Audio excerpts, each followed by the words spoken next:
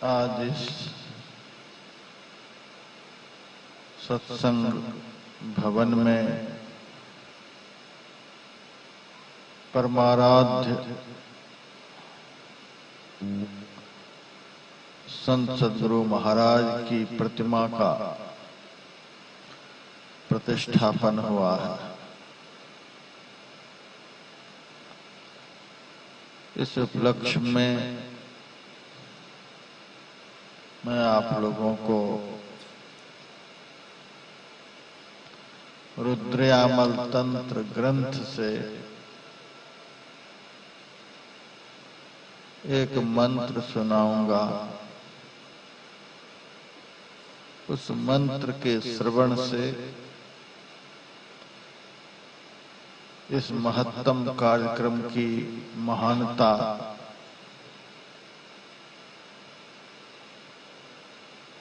आप सबको समझ में आ जाएगी। माता पार्वती जी ने शिव जी से कही है,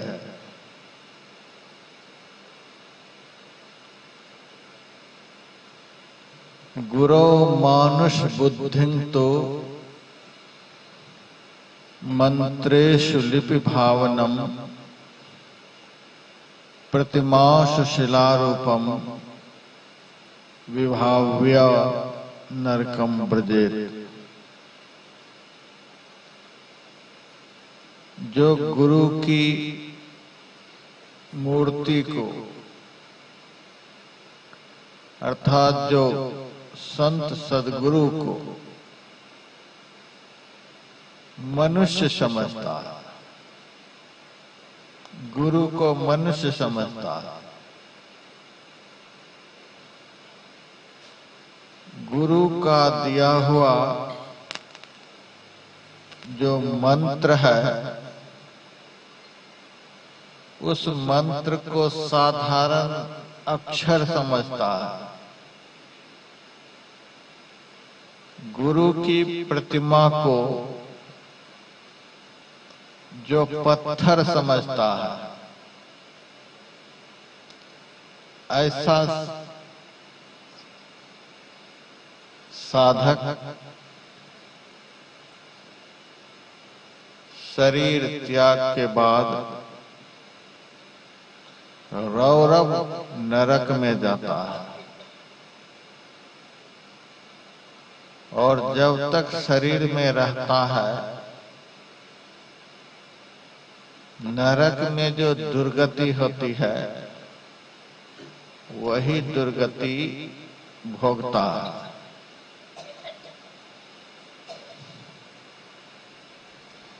इस मंत्र के उपदेश से यह सिद्ध होता है कि गुरु मनुष्य नहीं है।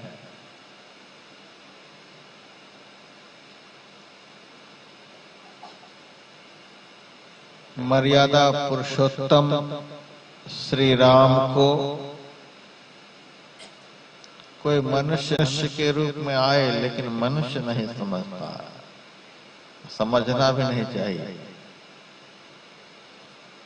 दुनिया के लोग राम को भगवान मानते हैं।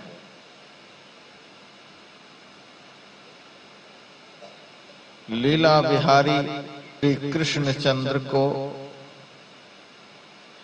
दुनिया के लोग मनुष्य नहीं मानते हैं,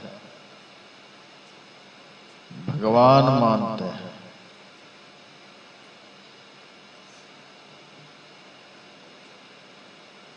दुनिया राम और कृष्ण को भगवान मानती है। वे राम गुरु के आश्रम में रहकर उनके आंगन में झाड़ू लगाते थे,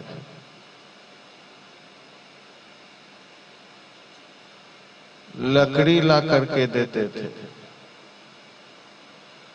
भोजन बनाते थे, गुरु की जूठी थाली को धोते थे, गुरु की समग्र आज्ञाओं का पालन करते थे। और जब गुरु जी विश्राम के लिए बिस्तर पर जाते थे तो चरणों को दबाते थे। जिनको दुनिया भगवान मानती है, अब भगवान थे ही, वे भी जब अवतार लिए तो गुरु का इस कदर सम्मान किए जो सम्मान कोई नहीं कर सकता। गुरु के चरण को दबाते थे। जिनके चरण को भगवान दबाए, जिनके चरण चिन्ह पर भगवान चले, जिनका आदर भगवान करे, जिसकी पूजा भगवान करे, जिसकी प्रशंसा भगवान करे, उनसे बढ़कर संसार में कौन हो सकता है। इसीलिए हम समस्त गुरु कौन कहे, स्वप्न में भी गुरु में मनुष्य बुद्धि नहीं होनी चाहिए। गुरु भगवान है। अभी मैंने मंगलाचरण में सुनाया, कृपा सिंधु नर रूप हरि, कृपा के समुद्र और मनुष्य के रूप में भगवान परमात्मा गुरु का बड़ा आदर किया। गुरु है वैसे ईश्वर है, जैसे ईश्वर है वैसे गुरु है। गुरु में, परमात्मा में कोई भेद नहीं है, कोई अंतर नहीं है। इस भाव से भक्त गुरु की उपासना करे। गुरु को कभी भी कोई मनुष्य नहीं समझना। हम राम की पूजा नहीं कर रहे हैं, कृष्ण की पूजा नहीं कर रहे हैं, शिव जी की पूजा नहीं कर रहे हैं, काली दुर्गा की पूजा नहीं कर रहे हैं, क्या गुरु दिन रात कर रहे हैं, ऐसा कभी भी नहीं समझना। क्योंकि भगवान कृष्ण ने कहा है, सर्वदेव मयो गुरु, गुरु सर्वदेवमय होते हैं। सभी देवताओं का निवास गुरु में होता है। रात में आप लोगों ने भजन में सुना था, गुरु पूजे सब देवन पूजे, गुरु सेवा सब सेवा। गुरु की पूजा जिन्होंने कर ली, उन्होंने सारे संसार की पूजा कर ली। एक जगह और माँ पार्वती कहती हैं, गुरु भक्ते परं नास्ति भक्ति शास्त्रेषु सर्वतः, गुरु पूजाम बिना नाथ कोटि पुण्यम वृथा भवेत्। समस्त भक्ति शास्त्रों में गुरु की भक्ति से बढ़कर और कोई भक्ति नहीं। इसीलिए हे नाथ, जो गुरु की भक्ति को छोड़कर अन्य करोड़ों प्रकार के उपाय करते हैं, ऐसे शिष्य की सारी भक्ति निष्फल हो जाती है, सारे पुण्य क्षय हो जाते हैं। गुरु को भगवान मानना चाहिए, भगवान है ही। गुरु के दिए हुए मंत्र को अक्षर नहीं समझना चाहिए। ये दो अक्षर हम लोगों के उद्धार के लिए, कल्याण के लिए, हमारी रक्षा के लिए दीक्षा के समय में गुरु महाराज ने दिया है, ऐसा समझना चाहिए। जैसे पहरेदार घर के मालिक की रक्षा करता है, मालिक आराम से सोया हुआ रहता है, वैसे ही दीक्षा के समय में गुरु ने जो दो अक्षर का मंत्र दिया है, हमारी रक्षा करने के लिए दिया है। यदि गुरु के दिए हुए मंत्र को हम जीवन में कभी नहीं भूलेंगे तो हमारा जीवन कभी भी असुरक्षित नहीं होगा, ऐसा विश्वास मानिए।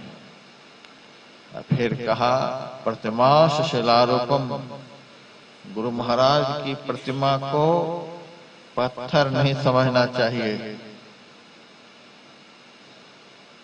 बहुत मूर्ख आएंगे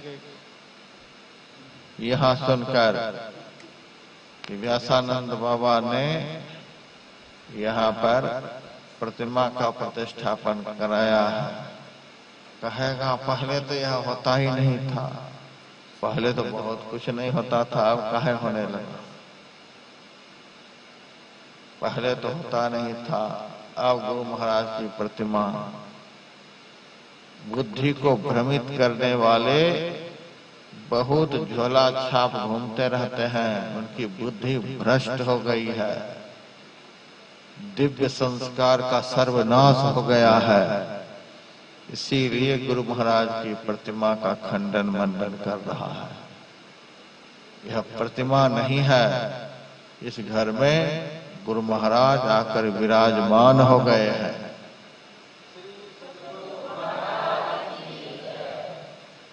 आप यह नहीं समझिएगा कि इस हॉल में अब कोई नहीं, हॉल खाली है।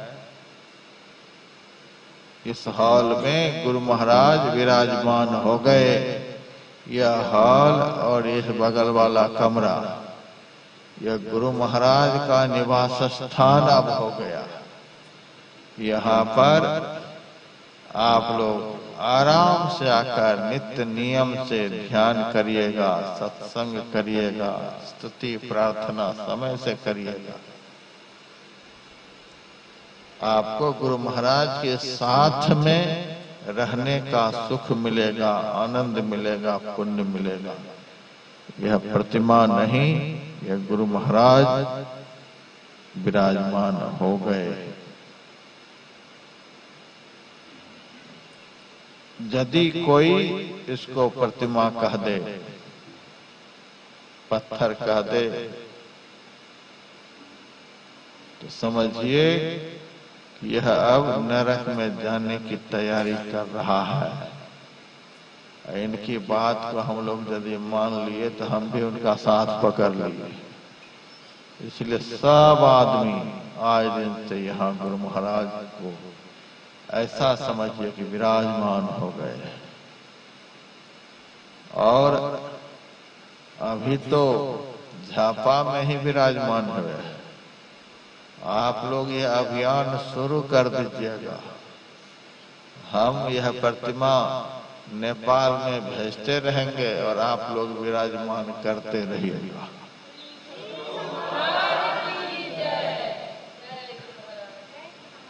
रात में मेरे पास एक प्रतिमा का और ऑर्डर आ गया। और कितना ऑर्डर आएगा। विरोधियों का विरोधक बुद्धि ध्वंस हो जाएगी, ऐसा यह अभियान है। खूब जगह जगह पर गुरु महाराज विराजमान हो जाए, कलह कलेश सब दूर हो जाएंगे। अभी आप लोगों ने स्तुति में गाया, मंगल मूर्ति सतगुरु। यह साधारण रूप नहीं है, मंगल की मूर्ति है। इस मूर्ति का जो चिंतन करेगा, ध्यान करेगा, स्मरण करेगा, उसका जागृत में कौन कहे, स्वप्न में भी कभी अमंगल नहीं होगा। यह मंगल की मूर्ति है। आप लोग खूब ध्यान करिएगा, भजन करिएगा, नियम से स्तुति प्रार्थना करिएगा। इससे बड़ी मूर्ति जब होती है तो उनका वैदिक ब्राह्मणों के द्वारा, वैदिक मंत्रों के द्वारा प्राण प्रतिष्ठापन होता है। 1.25 फुट से लंबी मूर्ति की प्राण प्रतिष्ठा होती है। जिस मूर्ति की प्राण प्रतिष्ठा हो जाती है, उस मूर्ति को जैसे आदमी को नित्य नियम से भोग लगाया जाता है, स्नान वगैरह कराया जाता है, सब कुछ कराया जाता है, उसी तरह से फिर करना होता है, कभी छूटना नहीं चाहिए। लेकिन यह 1.25 फुट की मूर्ति है, कभी आप सत्संग में चले गए, भोग नहीं लगा तो कोई पाप नहीं लगेगा, इसमें प्राण प्रतिष्ठा नहीं होती है, इसमें किसी को कोई पाप नहीं। बस यह फोटो की तरह है, जैसे फोटो कोई नहलाते धुलाते नहीं, भोग वगैरह नहीं लगाते, उसी तरह से एक फोटो है, इसमें किसी को कोई पाप नहीं लगेगा। यदि कभी आप लोग बाहर सत्संग करने के लिए चले गए, कभी फुर्सत नहीं मिली, तो जैसे प्रतिमा रखी हुई है, फोटो रखा हुआ, उसी तरह से रखा हुआ है। गुरु कभी भी नाराज नहीं होते। विशाल मंदिर जहाँ होता है, वहाँ पर 1.25 फुट से अधिक की प्रतिमा लगती है, वहाँ प्राण प्रतिष्ठा वगैरह होती है, उसका बहुत बड़ा महात्मा है, बड़ा तामझाम उसका होता है। लेकिन इसमें कोई तामझाम नहीं, ऐसी मूर्ति सब कोई लगाइएगा, घर में आप इसको रख सकते हैं, लेकिन 1.25 फुट से अधिक की मूर्ति को घर में नहीं रखा जाता है, उसके लिए अलग से मंदिर बनाया जाता है। जैसे सत्संग मंदिर है, सत्संग मंदिर में उसको आप प्रतिष्ठापित करा सकते हैं। हमने जहाँ जहाँ सत्संग मंदिर बनाया है, वहाँ वहाँ 5 फीट 5.25 फीट की मूर्ति प्रतिष्ठापित कराया है। अभी बिहार में एक विशाल सत्संग मंदिर बन रहा है, प्लास्टर का काम तेजी से चल रहा है, वहाँ के लिए ऑर्डर मैंने दे दिया है। 5 फुट से ऊपर की प्रतिमा प्रतिष्ठापित होगी। तो जहाँ स्पेशल सत्संग मंदिर बनता है, वहाँ 1.25 फुट से लंबी मूर्ति प्रतिष्ठापित की जाती है। अपना घर में छोटा सा मंदिर बनाकर ध्यान पूजा करने के लिए इतनी ही बड़ी मूर्ति होती है, इसमें घर में रखने में कोई दोष नहीं होता है।